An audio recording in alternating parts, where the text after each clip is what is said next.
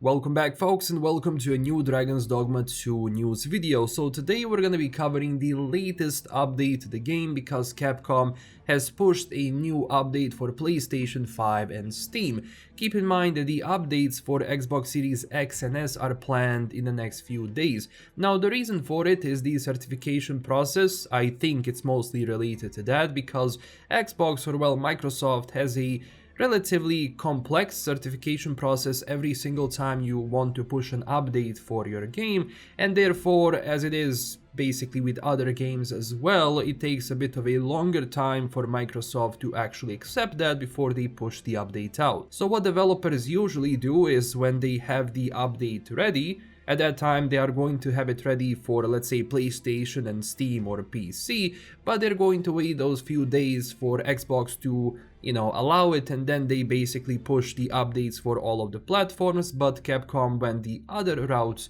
around, where they released the PlayStation 5 and Steam first, and well, Xbox will have to wait a few days. So when it comes to the biggest changes and additions in this update, this is what they have. First off, when it comes to PlayStation 5, Steam, and of course Xbox, which we have learned from the previous update, or well, news they did.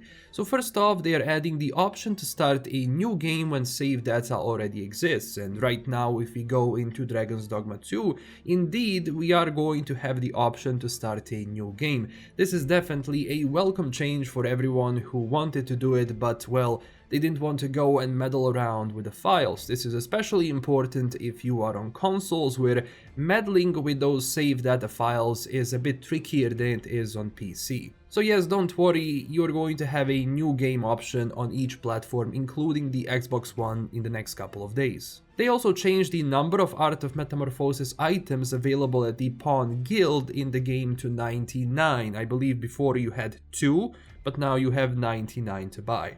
Also, they're making a quest that allows players to acquire their own dwelling, where they can save and rest, available earlier in the game. Now, I still don't understand what this is, because, well, technically you get a dwelling or a house very fast once you go into the city itself. So again, tell me down below if I missed something, because I'm not sure what they mean by earlier. Maybe as soon as you enter the city this time. Of course, for that to check I have to start a new game, so maybe someone who is going to experience this for the first time can tell me down below in the comments. And also they have miscellaneous text display issues, or well, fixes, and they fixed miscellaneous bugs.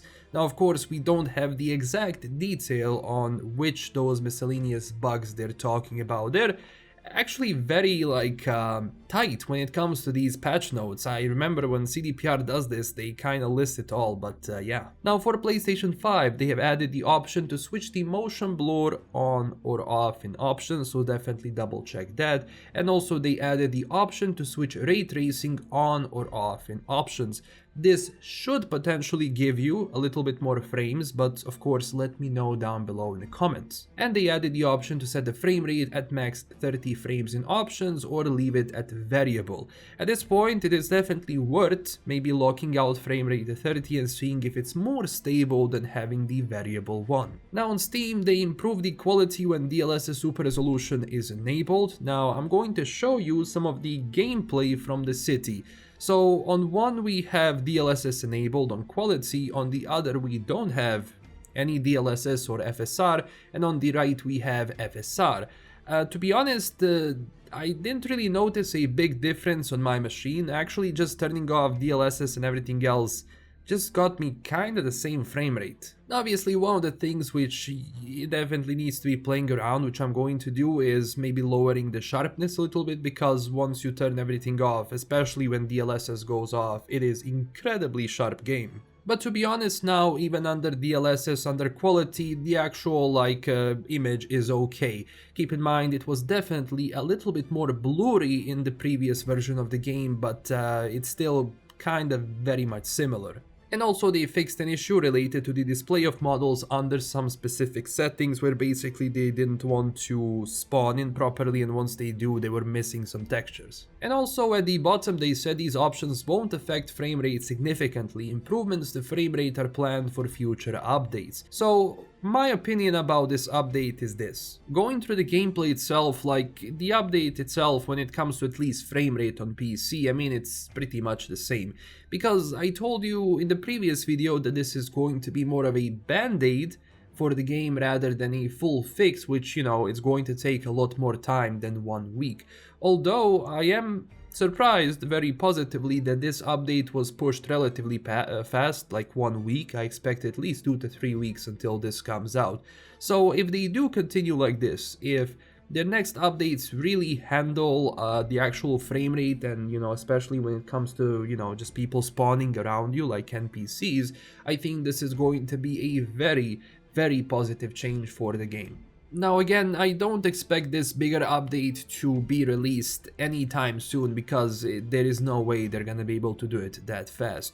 But at least having some of these issues on PlayStation, obviously Xbox, to just push the frame rate at least a little bit by disabling ray tracing and so on, should give you some leeway until the next patch. Now I'm gonna be honest, one of the things which was interesting for me in this game is that I only had one crash so far, ever since I started playing the game. But ever since this update was released, I had 2 crashes within 10 minutes. So I'm not sure what that was. I will be definitely checking it out and seeing if that's gonna be repeating itself, because as soon as the update was done, I got into the game, I loaded in, it crashed immediately.